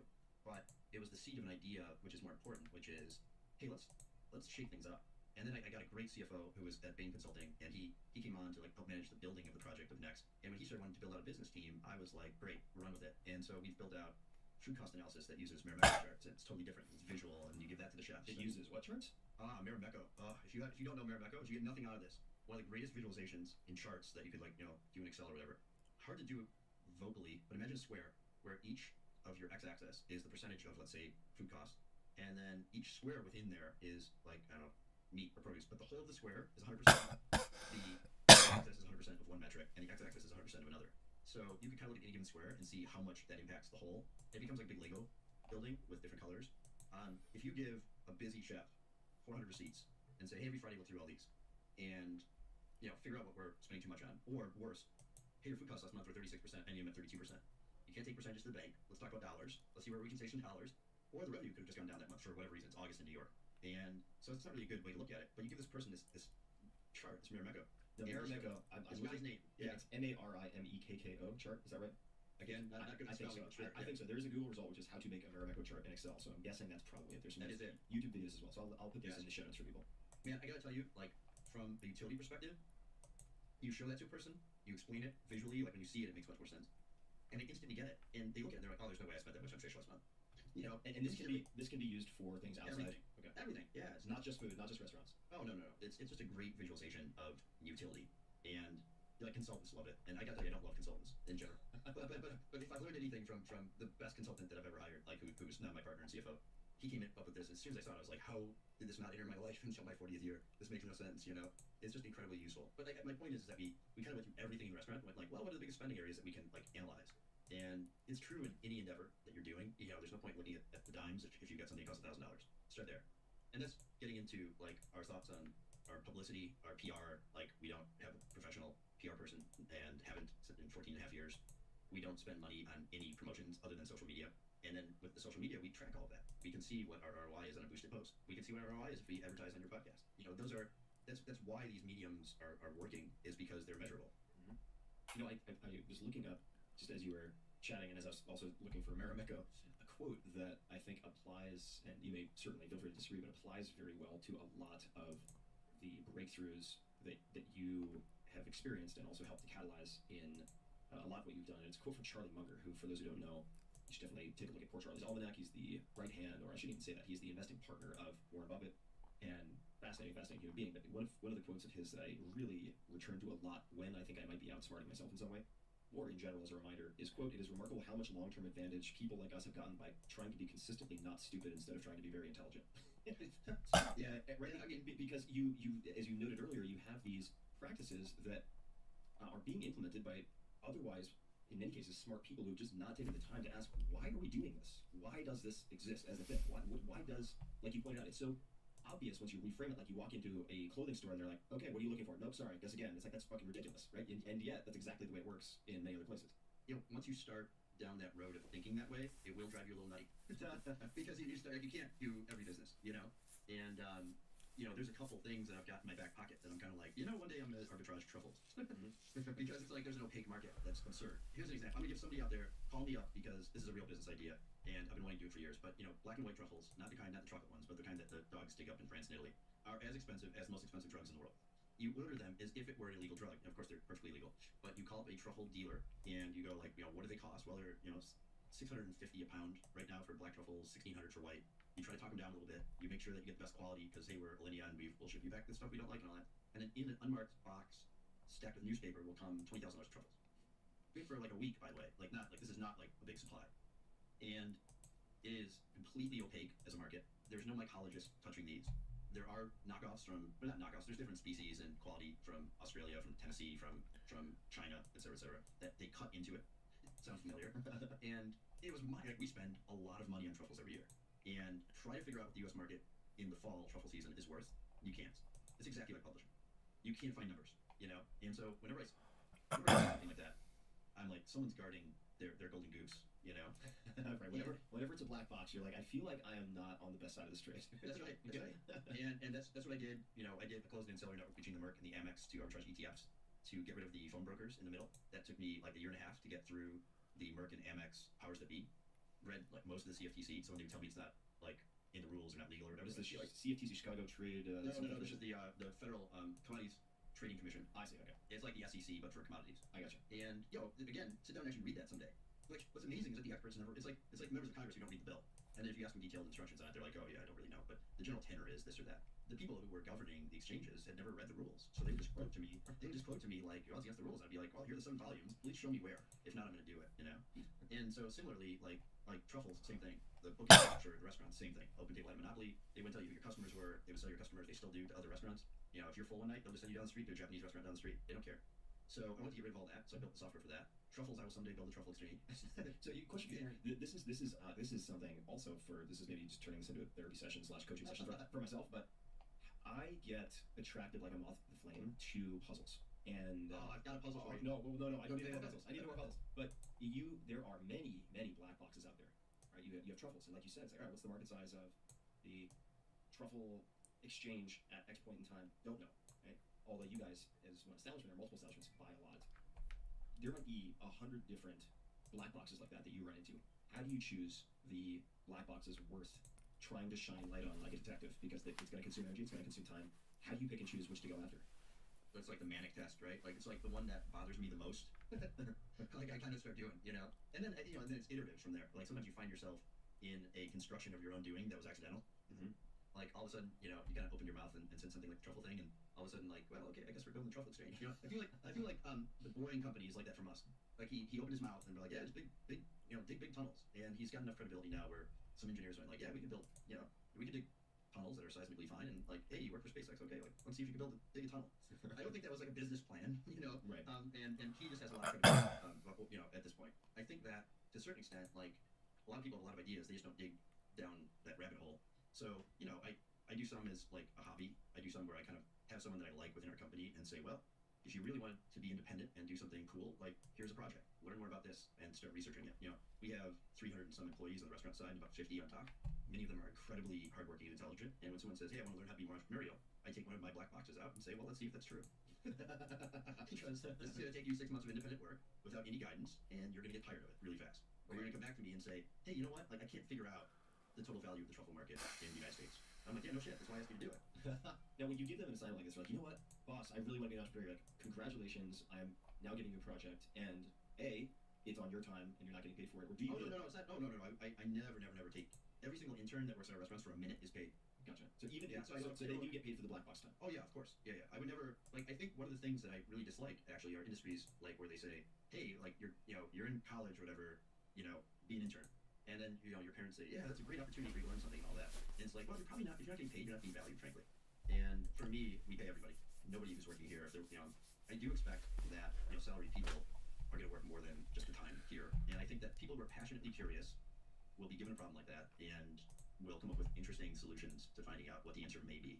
And that's enough, So I want to add some commentary on the question that I asked, which is, I think it's incredible that you do pay them for that independent research, which is also acting as entrepreneurial training / filtering for them. But I wouldn't have judged you harshly at all if you said, no, that's on your own time. And the reason I say that is that if you are going to be investigating black boxes as an entrepreneur, there are going to be periods of time where you are doing it in the evenings, you are doing it on the weekends, you are doing it without a clear road to immediate cash flow, right? So I wouldn't have judged you if you said, you know what, I am paying them full time for their normal job, but if they want to tackle one of these black boxes, that's considered extracurricular time. So I wouldn't have judged you harshly if you had responded. Yeah, I mean, I guess to back up a little bit, like when there are people who I don't know who do not work for a company and they call me up and say, hey, I've got this idea for XYZ or whatever, and it's intriguing enough, I will pose some more difficult questions, but they're not working for me. You know what I mean? Like Right. there's a guy who brought me a food product that I about a year ago, and it was interesting but not super compelling. And I said, hey, if you did these 5 things, it would be a lot more compelling for me to be involved and to help with it and all that. And yesterday I got a box in the mail, and he had done not only the 5 things I said, but said, hey, when I started doing those, these 7 other things popped up. Here's where the product is. Here's people we signed. Here's the airline we just signed to carry the product. And I would love to have you still involved, even though we're so much farther down the road than I thought I'd be a year later. That's super cool. I didn't pay that guy, obviously, but there's a person who's truly entrepreneurial, right? And did this on his own time. But if they're working here, if they work for the Elite Group, if they work for Doc, like, for sure, they're, you can take time during your day, like, doing your normal business. That's a project that we're working on. And, we also try not to have such harshly defined roles. Not within the restaurant. Like, look, if you're a server, if you're a captain, if you're a line cook, you're probably not working on my truffle project. Yes. Because, like, it's, I mean, realistically, that's not, but on the business side, we certainly have people who work in roles as, like, a lawyer or an analyst or something like that, who want to get involved with our publishing project, or who want to get involved with the truffle project, or whatever it may be. And, I'm happy to pull them in and try to include them. And, like you said, you used the word as an entrepreneurial filter. I would say 95% of the time people filter themselves out. Right. Yeah, I agree with that. I mean, they're Yeah, they go- self-select or self-select out. Yeah. Are there any particular books or resources that you found useful on hiring or managing? God, if you found one, let me know. Hiring is so hard. I think it's the hardest of all things to do. And I think my style of interviewing people is totally different than it was 20 years ago. We used the word self-selecting, and it's exactly what I do. I kind of bring people in, I let them know what I'm about, what the company's about. They've probably already been interviewed by other people before they get to me. And so at that point, I let them know, like, what are the upsides and downsides of working here, and I kind of let them know what the expectations are. And then I tell them, like, people self-select into their job, and you don't want to come here if you're going to fail, because that would be terrible. And I don't want you to come here and fail, because that would be a waste of my time and resources, and would also feel awful. It's never good to let go of someone. It feels terrible. So let's see if you are self-selecting in. What do you want to know? Like, I'll be completely transparent about what's good, what's bad, what's good about working for me personally, the fact that maybe you'll never see me again. I mean, this is like a big enough organization where, there are definitely people working here who I don't know at all. But people tend to join organizations where they want to work. And so I try to make that process, I try to make them be able to say no easier than they can say yes. What would be some examples of how you do that? I kind of judge the person by what their pain points are. And so if someone says, like, one of the things I like to ask, which it kind of resonates probably with you, is I say, hey, what are the last 5 books you read? And I gotta tell you, that's a really hard question to answer, because even if you're a reader, you remember like a book from 2 years ago, but you can't remember the one you read 2 months ago sometimes. Totally. At least I can't, And so that is a great filter on people, because a couple things will happen. One, the person who's a voracious reader will go like, oh my God, I swear to God, I read like 20 books this year. Let's see.